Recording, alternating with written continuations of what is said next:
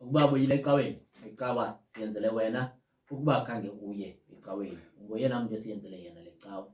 Icawa yabantu abangacawiyo iyaqala namhlanje. Icawa yabantu abangacawiyo iyaqala namhlanje.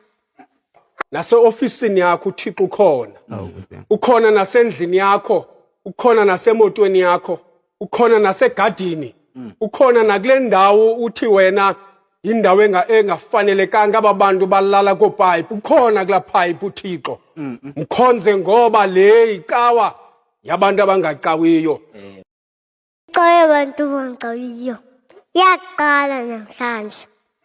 Mkhonze ngoba le icawa yabantu abangacawiyo. Thabatha ithuba ke sibulise kumntu wonke osibukeleyo kwiindawo zonke enisibukele nikuzo. Sibulise kumntu wonke osimameleyo kwiindawo zonke enisimamele nikuzo.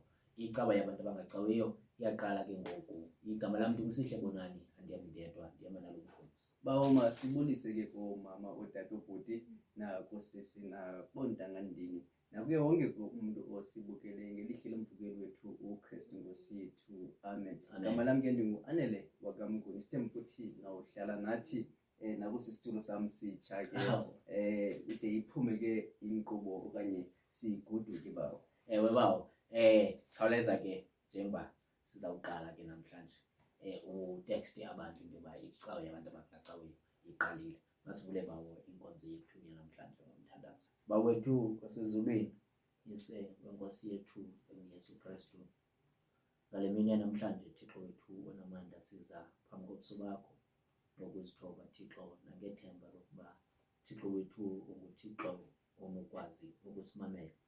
Thixo wethu ngenxa yokwenza kwethu Thixo wethu nangokuhamba kwethu ngenyawo elinebatha Thixo wethu onamandla asenzanga kakuhle. Loo nto Thixo ibangela into yokuba siqonde into yokuba asifanelwe kukuba sibe nako ukuma phambi kwakho, kodwa Thixo sisazi sibe kunjalo Thixo siye siphinde siqonde into yokuba ngaphandle kwakho Thixo wethu singaphalala njengamanzi. Yiloo nto Thixo siza sinkone sinjalo Thixo sizokubongoza into yokuba yehlisela indlebe yakho Thixo wethu onamandla, ngoba Thixo kuyenzeka Thixo ezantsi emhlabeni Thixo wethu imithwalo Thixo isibethe sibuye ngamadolo Thixo wethu onamandla. Kuyenzeka Thixo into yokuba iingxaki zelizwe Thixo wethu neengxaki zamakhaya Thixo wethu onamandla zingasiphakamisi emandlalweni Thixo wethu oyingcwele. Loo nto Thixo sisazi into yokuba asifanelwe kukuma phambi kwakho, simane sisiza sizokucenga Thixo wethu into yokuba ungasishiyi nangalo mzuzu Thixo wethu oyingcwele. Ngoko ke Thixo sisondela kuwe Thixo sisithi enkosi ngoba nguThixo wethu, Thixo wethu onamandla. Enkosi Thixo ngokuba nguThixo wethu singafanelwanga Thixo wethu onamandla, ngoba Thixo okwethu kwenza Thixo wethu onamandla okumntu obuthakathaka Thixo wethu onamandla. Ngoko ke Thixo yile nto simane sithi enkosi ngokumane usimamela Thixo wethu, ngoba silapha kule ndawo Thixo esikuyo ngalo mzuzu kungenxa yokuba uvume wena Thixo wethu onamandla. Silapha Thixo ngokuba wena Thixo usinike elinye ithuba Thixo wethu phakathi kwezicwangciso zethu ebesizenzile Thixo wethu, besinawo nomnqweno into yokuba kule icawa yanamhlanje Thixo wethu sizawuba khona. Uvumile ke Thixo abanye bethu Thixo wethu bebenazo nabo izicwangciso zokuba bazawuba khona Thixo wethu, kodwa awavuma kubo. Loo nto ke Thixo xa usivumele Thixo yile nto sithi enkosi ngobukho bakho Thixo wethu onamandla. Ze kuthi Thixo xa sivula le nkonzo ube phakathi kwethu Thixo wethu onamandla, ngoba umnqweno wethu Thixo kukuthi xa sithetha ngegama lakho Thixo wethu oyingcwele ube ukhona usigayida Thixo wethu, sibonisa nendlela emasithethe ngayo, ngoba aba bantu esithetha nabo Thixo wethu wena ngabantu bakho Thixo wethu oyingcwele. Ngoko Thixo umnqweno wethu kukuba sibahloniphe abantu bakho, sibanike imbeko bafaneleyo Thixo wethu oyingcwele. Ze kuthi Thixo xa kusiwa ilizwi lakho Thixo wethu uhlale ezingcambini zomkhonzi wakho Thixo wethu, ezingcambini zolwimi lakhe Thixo wethu, kwenzele xa iphimisa amagama Thixo wethu kuvakale into yokuba uthethelela uThixo Thixo wethu oyingcwele, kwenzele noba uthubani ebengaqondi Thixo wethu aqonde into yokuba unguThixo omkhulu wena Thixo wethu oyingcwele. Kunjalo nje inceba yakho ihamba ingade iphele Thixo wethu oyingcwele. Ngoko ke Thixo, noba ngubani Thixo zakuthi ave ilizwi lakho azangazideli Thixo wethu oyingcwele, azi into yokuba nawe unguThixo naye ungumntwana wakho Thixo wethu oyingcwele, ngoku naphakade. Amen. Amen. Bawo wethu osezulwini, mandiphathwe ngokungcwele igama lakho, ubungcwele bakho mabufike endaweni yakho mayenziwe emhlabeni njengoba isenziwa ezulwini. Mawusiphe namhlanje isonka sethu semihla ngemihla, usixolele izono zethu njengoba nathi sixolela abo basonayo thina. Ungasingenisi ekulendweni, sisindise enkohlaneni. Ngoba ungani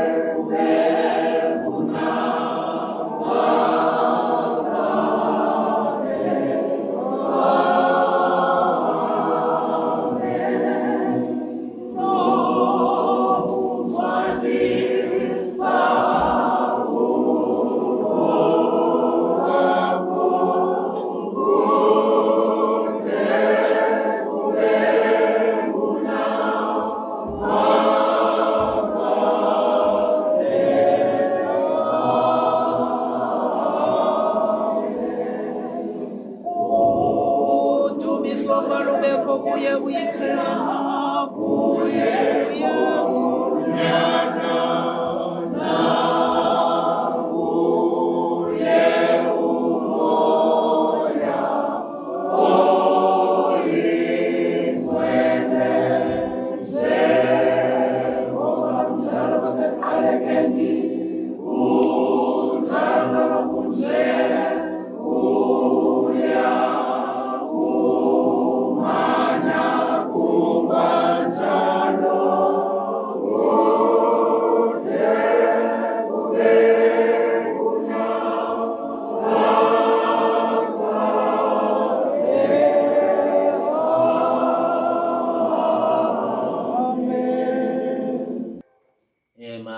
sikhawuleze ke bawo samkele abantu abasanda ukusijoyina. Samkele ke nabantu abasanda ukusijoyina ngomnikelo. Masiqale sithi ke bawo, masiqale sithi kubantu abasele benikele. Noko kwezi veki kumane kusithi iqolo umane kunikelwa, kumane kusithi iqolo umane kunikelwa. Bawo usho mana awuzithengi ezisafaka. Hayi bawo, andinayo imali engakho ukuthenga nabantu. Andinayo ukuthenga, kodwa ke abantu bayanikela bawo, abantu bayanikela. Mhlawumbi bawo, mhlawumbi uKhiva, uba uKhiva pha eKapa as a tour guide, khona ithi la company yakhe, ikhona la company yakhe, uba siyamkhumbula ukhona uba uKhiva pha wayekhe wakhona I think season 2 season 2 khona kusicela ukhipha pha mhlambe kube yi-tour guide bawe ngoba abantu bapha eKapa bamane ke abachazela into yoba njengoba ebachazela eqhuba kuye achaze into yoba abantu kufuneke babukele icawa yabantu abangacawiyo ngubani ke ISE MK Tours uye mane echaza abantu pha ke ze ungayeki bawukhipha uchazela abantu into ngobanikele ukuba ke awukanikeli sicela umnikelo bazalwane umnikelo wethu lula ke ucofa nje usubscribe uyayithanda le nkqubo ucofe ulike uzakucacisela ke uba ungumuntu ofuna ukuya eKapa ungazazi indawo zokuya ukhipha bawo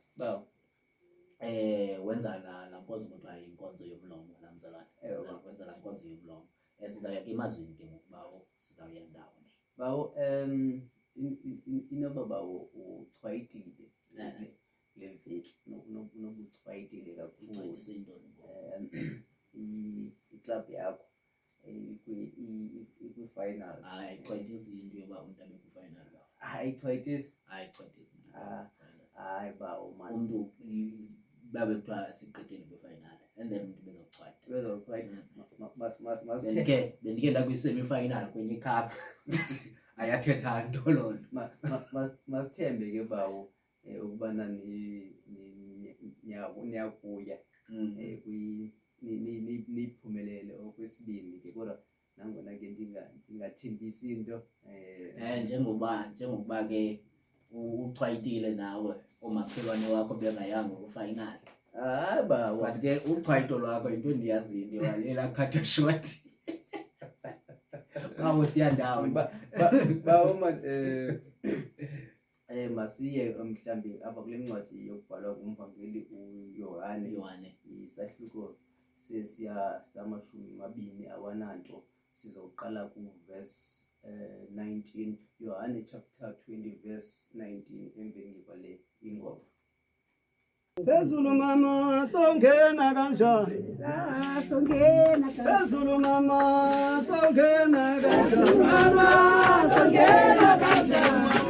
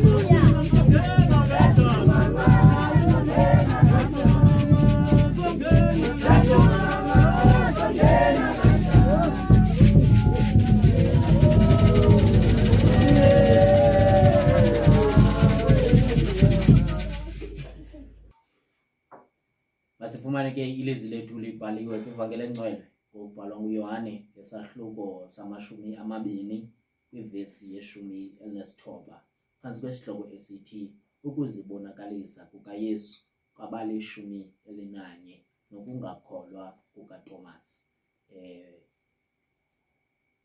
Yohane chapter 20 verse 19, ukuzibonakalisa kukaYesu kwabali-11 nokungakholwa kukaThomas. Ifundeka ke ngolu hlobo: kwakuhlwa ngoko ngolokuqala usuku lweveki, zakubona ukuba iingcango zivuliwe, apho babehlanganisene khona abafundi ngenxa yokoyika amaYuda. Wafika uYesu wema phakathi kwabo, wathi kubo, "Uxolo malube nani." Akutsho wababonisa izandla necala lakhe. Bavuya ngoko abafundi bakuyibona iNkosi. Waphinda ngoko uYesu wathi kubo, "Uxolo malube nani. Njengokuba uBawo endithumile mna, nam ndiyanithuma nina." Akutsho wabaphefumlela wathi kubo, "Yamkelani umoya oyingcwele. Abazono nithe nazixolela, bazixolelwe. Abazono nithe nazibamba, zibambekile." Eli lilizwi lenkosi. Inkosi mayisikelele ukufunda kwelizwi layo kuYesu Kristu ngoku naphakade. Amen. Amen.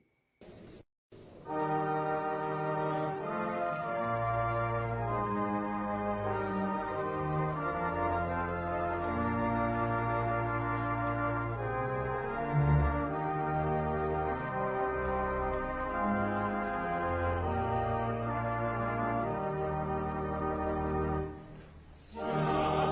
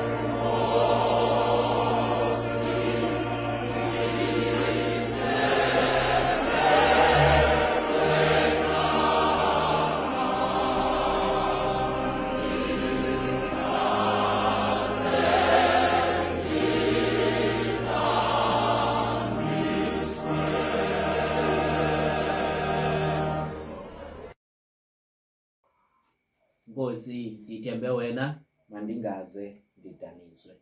Siza kuwe ke ngoku bawo. Mandibulise ke kwakhona kubazalwane bonke abasibukeleyo abasimameleyo kwiindawo zonke enisimamela nisibukela nekuzo Nkosi yam. nakwiingxaki enijongene nazo ngelihle lomvukeli wethu uKristu. Amen. Amen. Kule mizuzu ke ndibolekiweyo, Nkosi yam. kule mizuzu ndisayinikiweyo, bawo wafika uYesu wema phakathi wathi kubo, uxolo malube nani. Nkosi yam.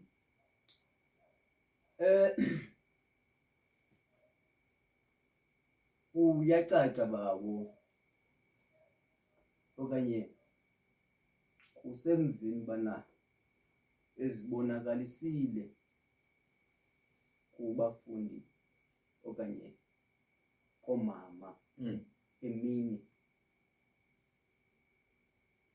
ba bekhona noPetrose. Nkosi yam. Yawuxelwa ke le nto ukuba thini madoda uvukile mani uYesu. Kuyacaca ke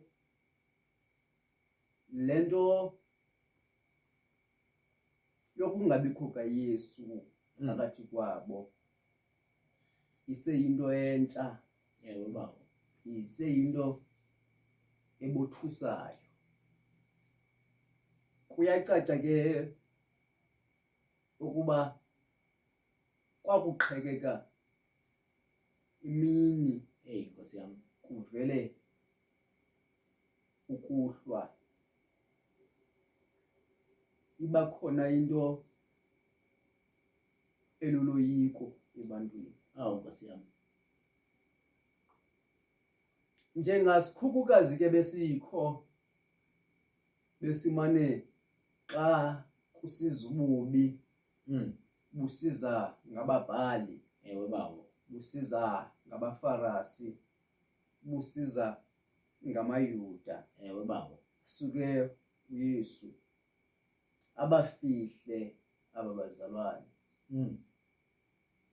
Ubaqhelisile ke ukuhlala ndawonye. Nkosi yam. Kodwa ngoku eyona nto siyiqaphelayo nesiyibonayo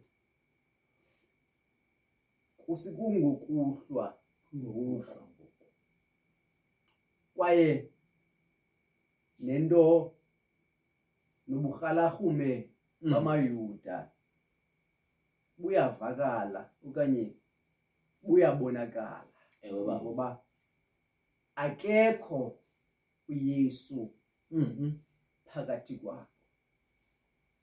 Loo nto ibabangela unxunguphalo, ibangela ukuthi boyike ngoba bebeqhelile kwaye bayayazi ukubakho kwakhe phakathi kwabo. So nalento yakhe okanye nalento yokungabikho kwakhe ke phakathi kwabo Nkosi yam. into noko esefresh, negazi ke lamaYuda bawo. lisefresh ngoba akufunwa nomntu lo uncokola ngegama likaYesu. bawo. Kwaye naba bantu boyika ubongobomi babo. Nkosi yam. Ithi ke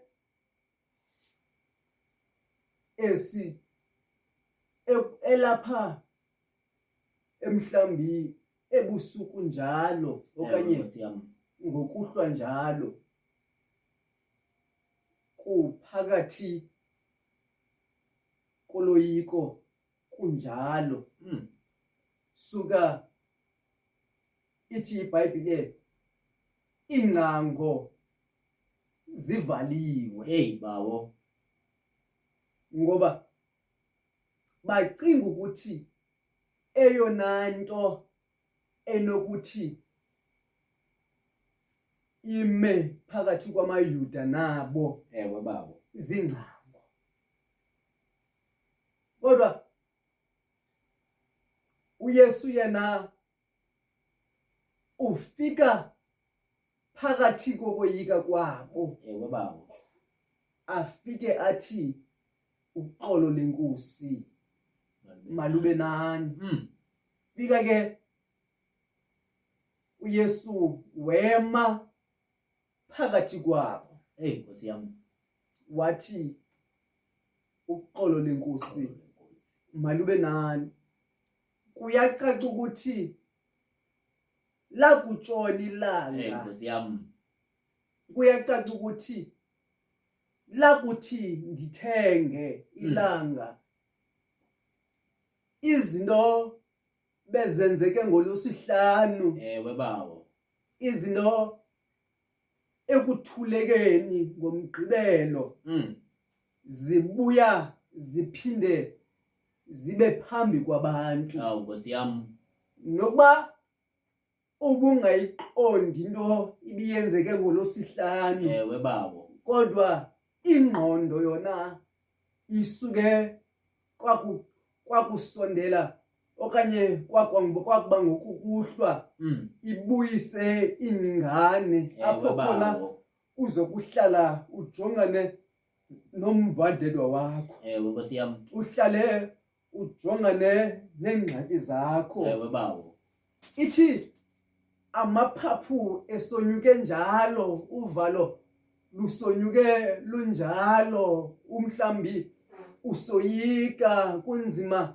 nokukroba nje emnyango ukuthi kwenzeka ntoni naphandle. Kodwa in the midst yokoyika kwakho, in the midst yokuphathwa kwakho lixhala, afike yena uYesu ame phambi okanye ame phakathi kwalonto athi bana uxolo lenkosi malube nani. Ngoba bazalwane, into endiyiqaphelayo apha emntwini bana bakhe, uyingozi umntu ongenaxolo ecaleni kwakhe, uyingozi umntu ongazixoleliyo kuqala, ngoba uxolo olu kufuneka luqala pha kuwe kwenzela ukuthi uzokwazi ukuxolela izinto ongekwabusithi xa uzijongile uthi lena into andinokwazi ukuyixolela. Bana bahle bedinga, kodwa emveni kubana bana bahle bedinga besoyika babantu, ufika ke uYesu abathomalalise, ngoba ungumthomalalisi woloyiko. Bana bahle bedinga umhlambi esitsho nje bana bahle bedinga ukubana uxolo lenkosi bana bahle bedinga malibe nani, nokuba angababonisa amanxeba asezandleni baqonda ukubana thini nguYesu lona, bengenalo uxolo bedinga ezinhliziyweni zabo, bengenayo bedinga indawo yokuthi bahambe okanye bengenaso istep sokuqala sokubheka phambili ukuthi baxolele zonke izinto bedinga abangakona kwazi ukuzitshintsha, ngoba soze bakwazi ukuyitshintsha into ethi bana oyena muntu bebemthembile ukubana umkile phambi kwabo, ngoku bafuneka baqhubekeke nobomi engekho phambi kwabo. Bana bedinga bakhumbule izinto ebezithethile, bekhumbula ukuthi kanene sizokhokhelwa ngumoya engcwele, soze bakwazi ukuyiqonda loo nto okanye soze bakwazi ukuyenza loo nto bengakhange bamkele uxolo luhambe nabo. Bedinga ngoba ukholomosi bedinga aluha okanye soze lukhule usenokuthi usenezinto ozoyikayo okanye uxolo olu lungekho okanye bantwana bedinga ingqumbo lena yongamele noloyiko olu longamele enhliziyweni yakho uloyiko. Baba. Khangela uPetros xa ehamba phezu kwamanzi lechila kufika uloyiko enhliziyweni yakhe atshona uPetros. Bayothi bedinga ngoba uqolo lufika, bayothi bedinga lube neweight ezinhliziyweni zethu lisidodobalise. Sithi sifuna ukwenza olu usuke uloyiko luqhame phezulu singakwazi ukuzenza izinto ebesicinga ubana siza kuzenza. Kodwa uYesu ufika hapo aba bantu benoloyiko benjalo bayothi bedinga sekutshiwo kodwa ubana baza kushumayela ilizwi likaThixo. Bayothi bedinga kodwa abakwazi ukulishumayela ilizwi likaThixo. uYesu mosi ungulona bayothi bedinga ebekwazi ukuthetha nendalo isuke ilulame indalo. Khangela uYesu bekwazi ukuthetha namaza olwandle asuke athomalale amaza olwandle. Kodwa babazalwane amadinga ngenxa yokuthi uloyiko lusezinhliziyweni zabo bayothi bedinga asuke uYesu athi bana uqolo lenkosi malibe nani bazalwane. Baba. Ngoba esona step kufanele ukuthi sisithathile kuqala ukuthi samkele uqolo. Baba. Bana bahlodinga noba uYesu angasibonisa bahlodinga amanxeba akhe, noba uYesu bahlodinga angasifakisa isandla enxebeni, kodwa uqolo olu lungekho. Bahlodinga lento bahlodinga ephinda kwakhona uYesu esithi kwaba bazalwane emveni bana ebabonisile bahlodinga amanxeba wakhe aphinde athi uqolo malube nani. Kwakhona bahlodinga ngoba zikhona imeko ezilususayo uqolo emntwini ewuthina ngoku sewulibonile inxeba likaYesu ukubana linjani kwaye sewukholwa ukubana unguye, kodwa uqolo lakho umka kuwe ubonakale ungenokwazi ukuzenza ezinye izinto ngoba zikhona izinto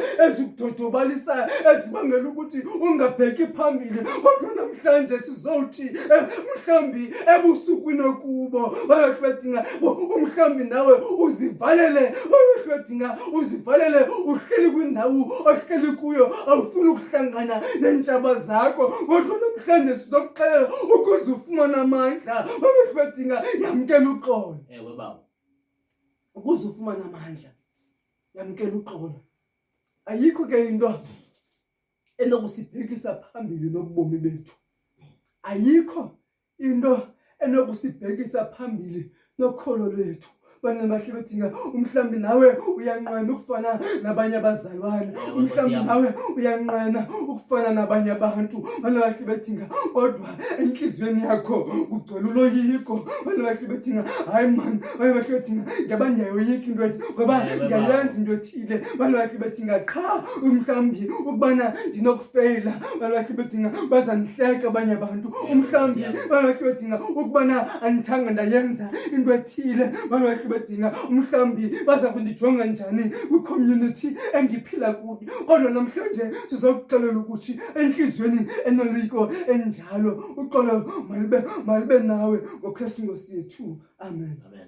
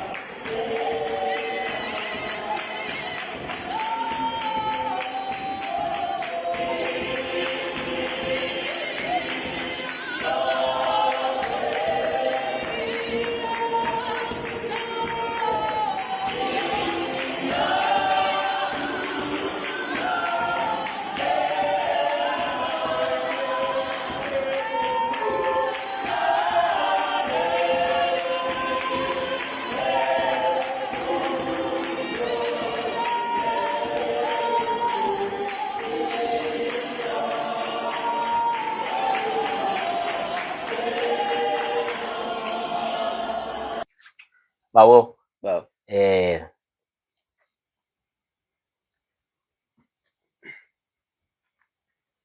uYesu apha udibana nabafundi. Hawu Nkosi yami.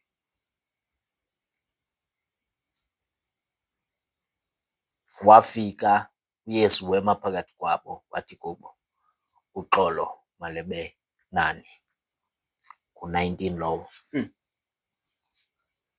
Waphinda ku-21. Waphinda ngoko uYesu wathi kubo, uxolo malube nani. Hawu Nkosi yami. Ingathi bawo kugxininiswa kwale nto phambi kwento abaza kuyifumana. Ngoba kuthiwa wabaphefumlela umoya oyingcwele. Hawu Nkosi yami. Kodwa phambi kwale nto kuqala ngokuba kugxininiswe le nto yokuba uxolo malube nani.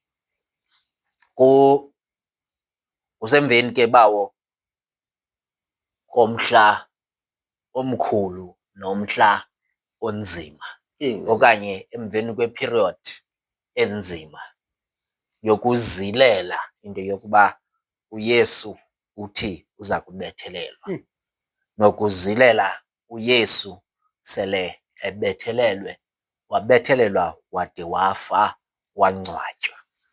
Ngoku aba bantu bangungelene kweli gumbi bezivalele ngenxa yokuba mhlawumbi abanye bacinga into yokuba njengokuba aba bantu bephumelele ekumbulaleni uYesu bangagqithela kuthi.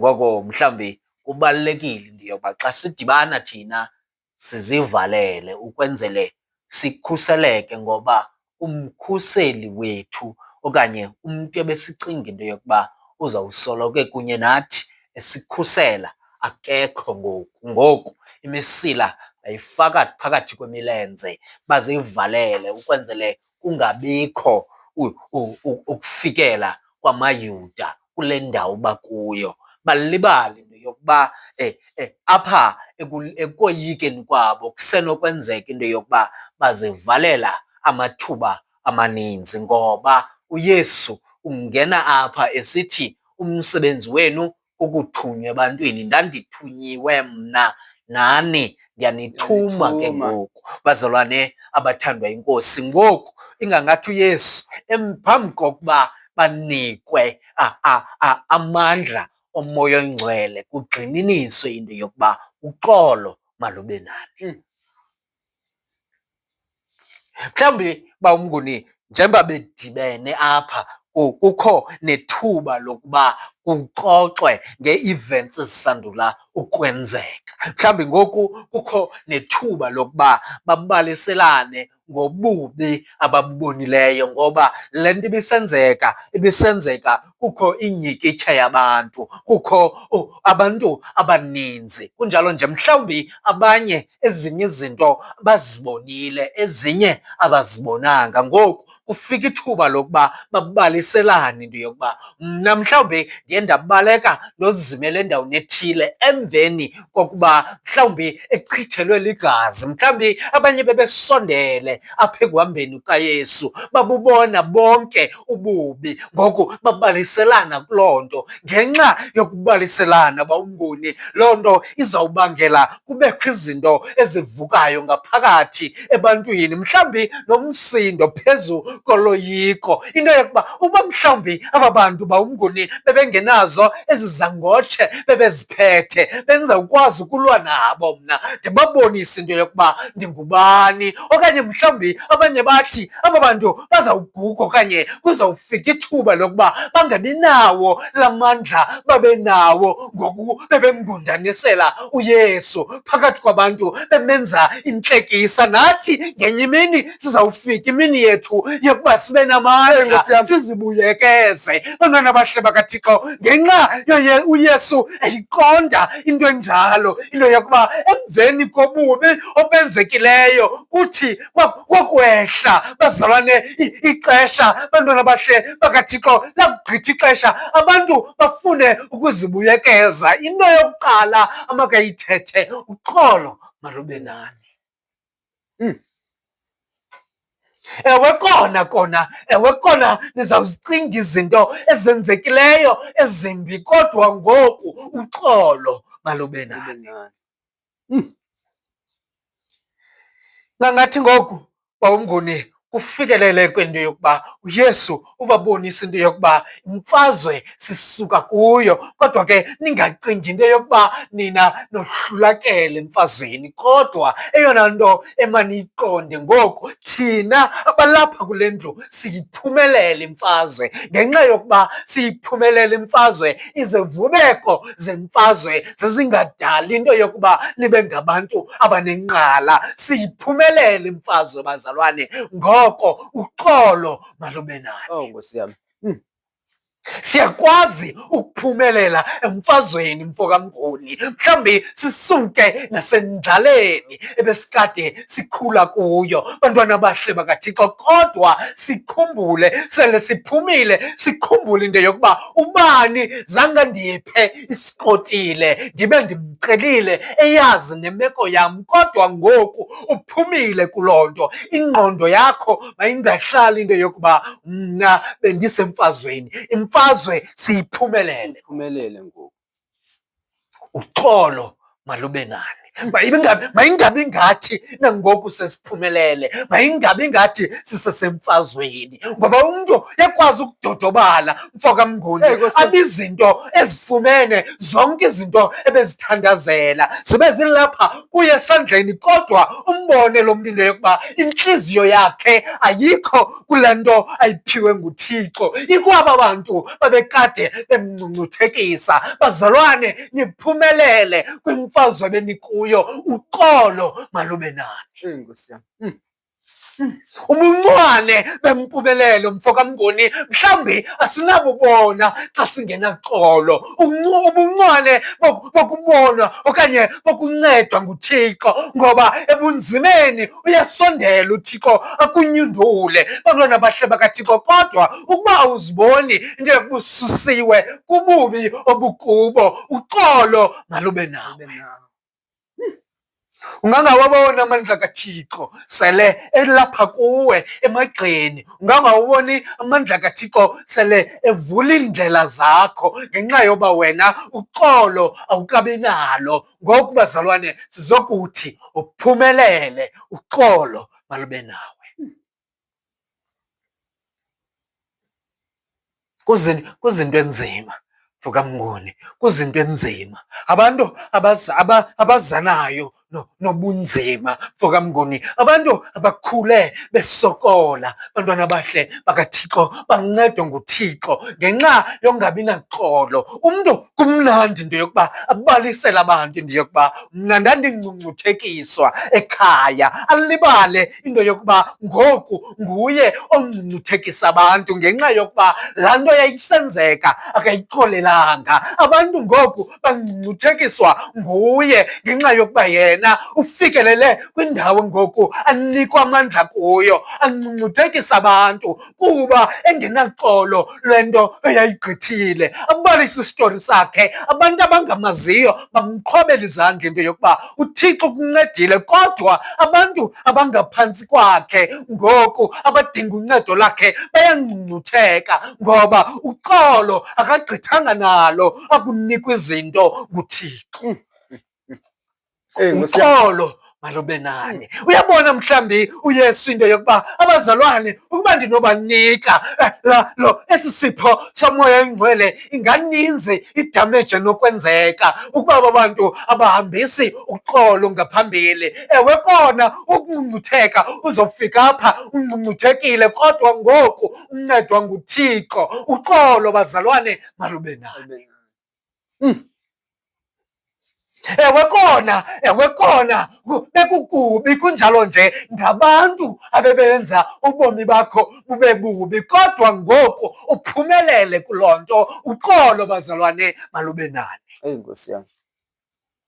Wakhe wama mos lo mfo, wakhe wama. uYesu ngulo ebejika amanzi abe yiwayini mfo kaMnguni. uYesu ngulo ebejika edakeni ahlambe amehlo eemfama zibone. Bantwana abahle bakaThixo, uYesu ngulo ebezolisa ulwandle. Bantwana abahle bakaThixo, abo bantu bebebethelela uYesu ukube befuna uYesu ngenze ezanto wayezenze lwandle. uYesu ngenze ezanto wayezenza kubangela ubone, kodwa iyona nto wayihambisa phambili wathi aba bantu mabaxolelwe ngoba uxolo malube nani. Nkosi yami. Unganawo amandla okuyilwa imfazwe osuka kuyo, kodwa ngoku amandla wasebenzise ukukhokelisa uxolo.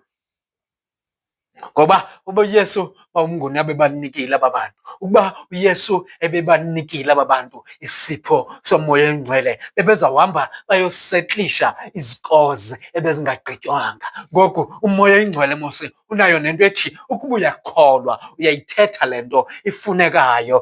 Kunjalo nje ungayithatha intaba uyisuse ngapha uyibeke kweli cala. Kodwa ke aba bantu ukuba bebenikwa umoya engcwele ingakhokeliswanga into yokuba kula mandla nzaninika wona ze nihambise uxolo, bebezawuphuma bakhangele la maYuda, baqhawule nala matsheyini, bababonise into yokuba ngoku sithi abaphetheyo, kodwa uYesu uthi phambi koba ndinike le nto ze nithi xa niyisebenzisa noba inobungozi noba inamandla kangakanani nihambise uxolo phambili. Mhlawumbi kuncedwa namaYuda ngenxa yoxolo oluhanjiswa nguYesu ngaphambili. NgoYesu Kristu ngoku nangonaphakade. Amen. Nkosi yami.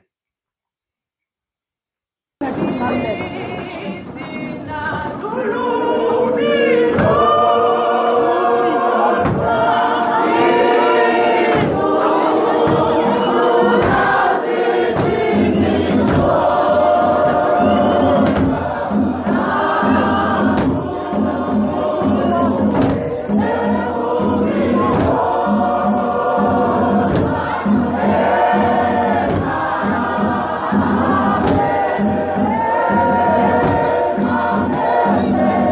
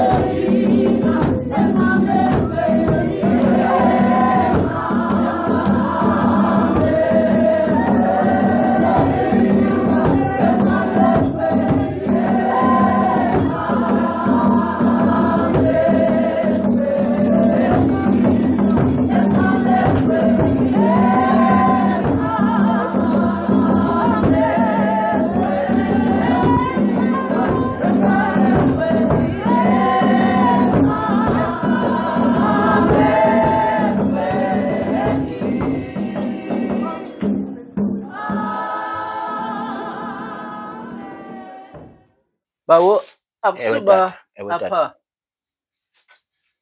abantu behlangene kule ndawo bancokola okanye ingulo uphalaza embilini yakhe.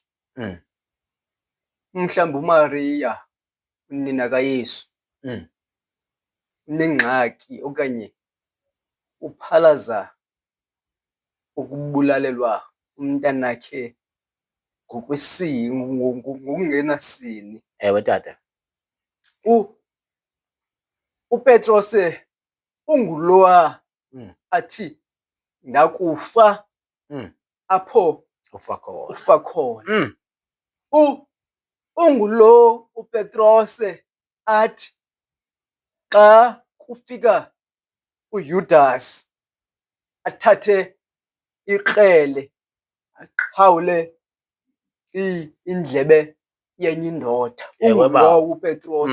Kodwa evrandini apho uYesu adinga uncedo khona njengamntu owayethe ndakufa akufa khona, wazibonakalisa neempawu ukubana uza kumlwela uThixo kwa uYesu.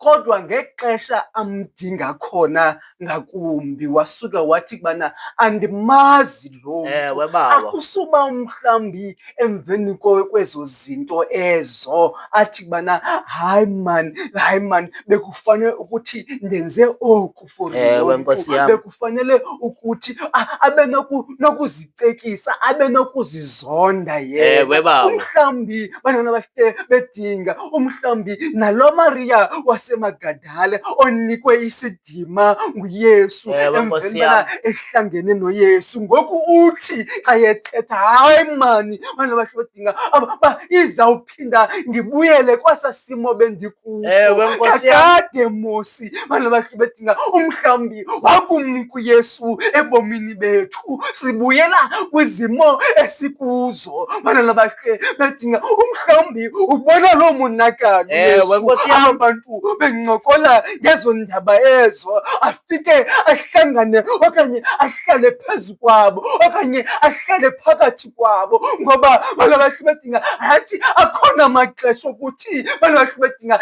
ingqondo ezi zisithathe zisibuyisele emva. Sidinga ukuthi umhlawumbi ukubana ndandenze eli hlobo bekufanele ukuthi andikho kule ndawo. Umhlawumbi bana bakhe bedinga umhlawumbi bana bakhe bedinga ukubana bendihambile noYesu. Bana bakhe bedinga isidima sam ngesekhona kum. Umhlawumbi bana bakhe bedinga umhlawumbi ubana bendizame eli cebo ngefana ukuthi kwenzeke eli cebo. Uzibone ngamanye amathuba uzizonda, ngamanye amathuba umhlawumbi ufane noJudasi ubone intshebe yakho seyijinga. Bana bakhe bedinga emthini. Bana bakhe bedinga ubone ukuthi bana bakhe bedinga ungcono ndiyozimpilisela emanzini, ungcono ukuthi ndiyothatha ipilisi ngoba uqolo alukho entliziyweni yakho. Ngoba iingcingane ezi bana bakhe bedinga nabusuku azihlangene zombini ezo zinto zibangela ukuthi bana bakhe bedinga ucinga ukuthi isisombululo esi silapha phambi kwakho. Bana bakhe bedinga siso esilungileyo. Afike uYesu kweso sisombululo sakho unaso entliziyweni yakho. Afike uYesu ame yena athi bana uqolo malube nawe.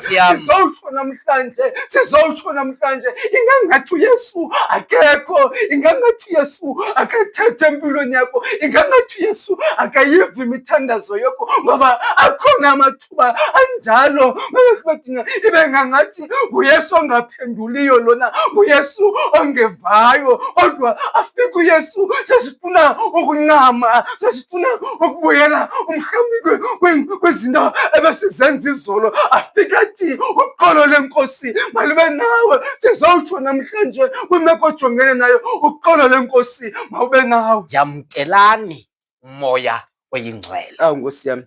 Abazono nithe nazibamba zibambekile. Yamkelani umoya oyingcwele. Kokwesibini yinto yesibini ke ngoku, kodwa uqala ngokuthi abazono nithe nazixolela. Zixolelwe ezo zono. Abazono nithe nazibamba zibambekile. Yamkelani umoya oyingcwele. Kuyakwazi ba umnguni umuntu umcaphukele kwasimamela izizathu zakho kunjalo nje siyiqonde into yokuba ayibe kufanele. Bantwana bahle bakaThixo, ngoku uthi Yesu ndizaninika into ezaninika amandla.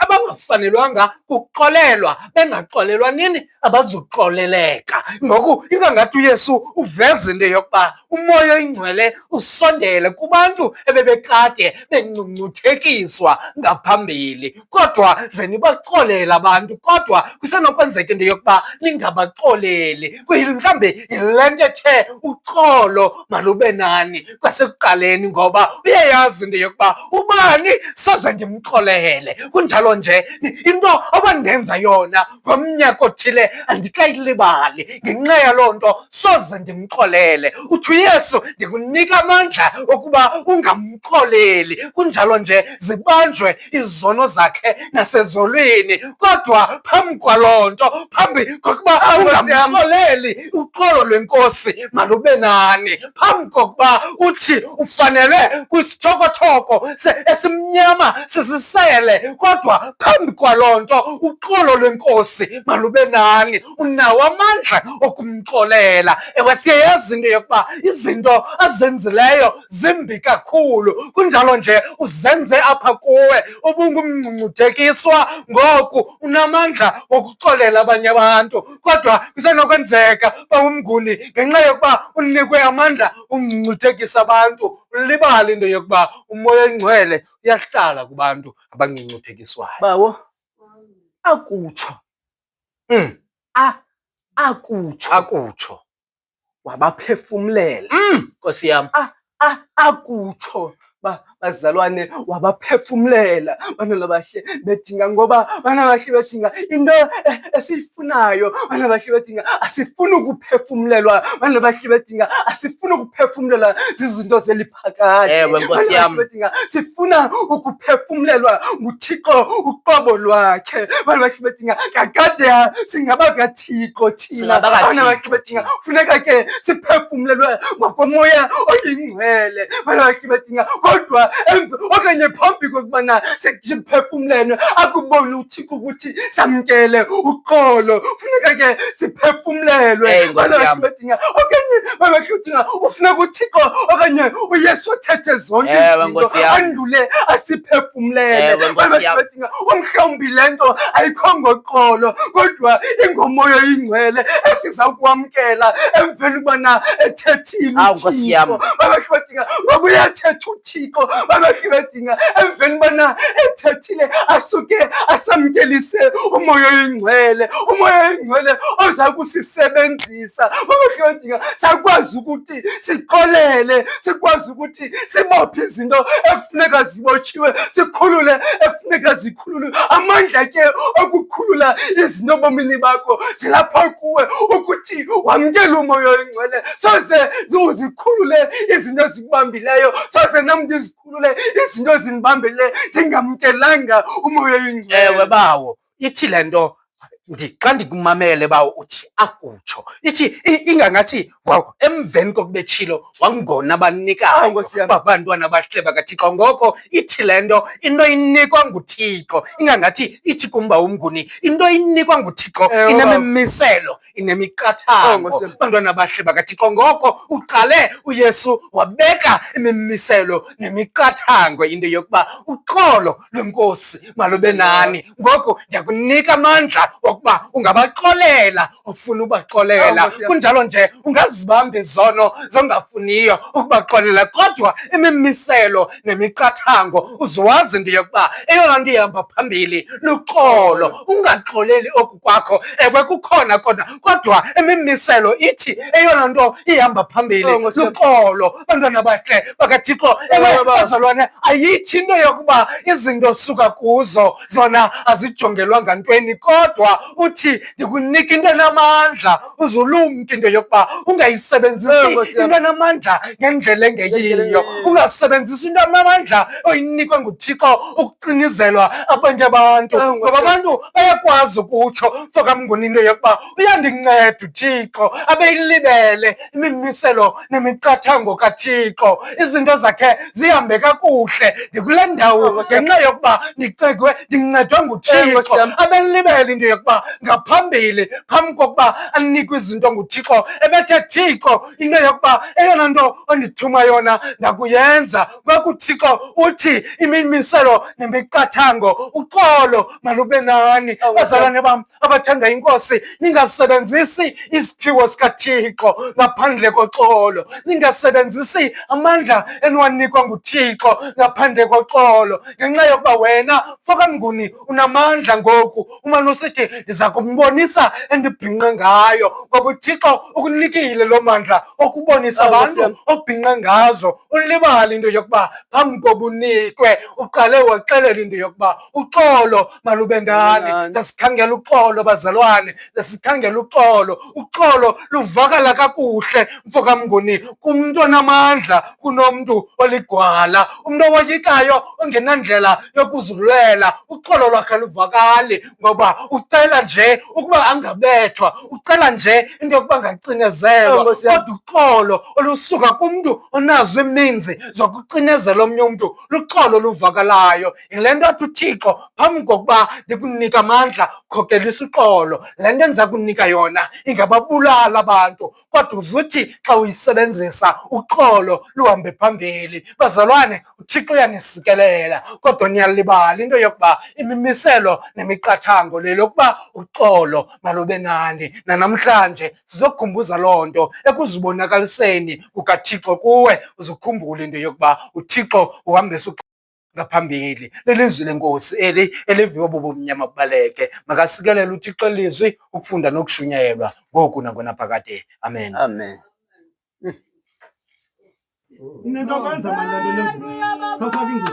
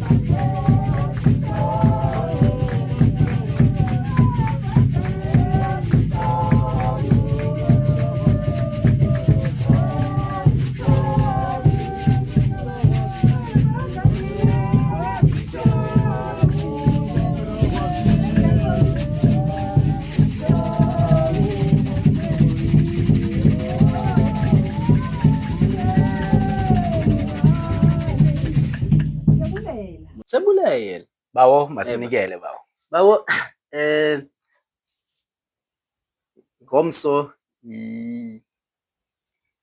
namhlanje I-Freedom Day. Yebo bawo. ngomso ke ngoku i-celebrate ke kuba ke ibinge weekend. So uba useKapa ke okanye uba unqwenela uye eKapa uyojonga izinto zenkcubeko ungamcontacta ke umabhuti Kiva ukubana mhlawumbi udinga i-shuttle sozazi indawo zoya kuzo. so uyazi ke endaweni oya kuye ungamcontacta naye uyayiprovide lo service leyo. Kodwa ke uba awukabi nayo indawo uqonda uba hama ndiyabawela ukuya eCape Town ndiyojonga iRobben Island nezinye ke iindawo utye neentlanzi, kodwa siyakucela uze ubuye unawo amazinyo.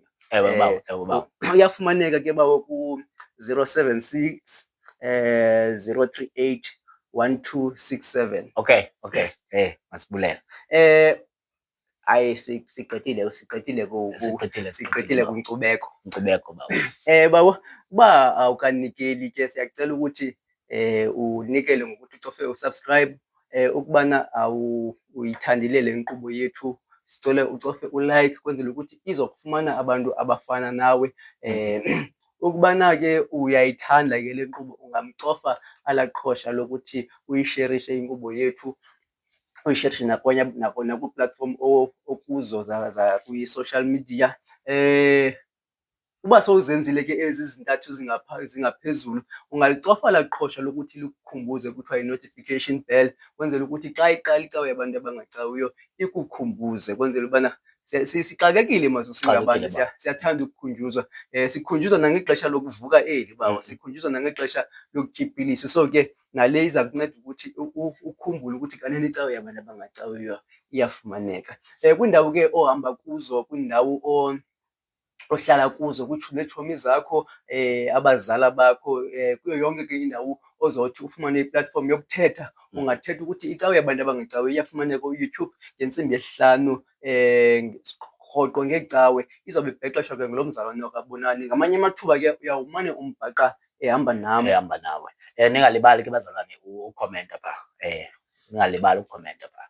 Ukhona ke ba udadewethu. Kwakunye noLelethu pha.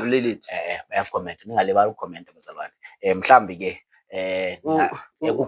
ekucommenteni kwenu ningakhangela nalo mzalwane nithi ndicela mna ivesi ethile pha ngenye imini, mhlambi ke angayifaka okanye angayifaki.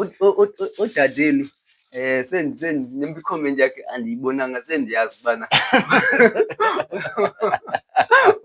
uzawuthini baba.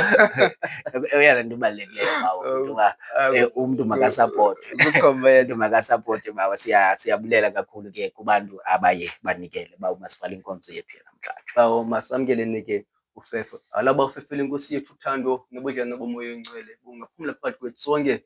Ithi ibuye inkosi izolanda ibandla layo okwesibini ngoKristu inkosi yethu. Amen. Amen.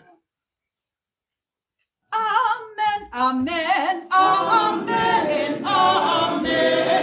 Amen. Amen.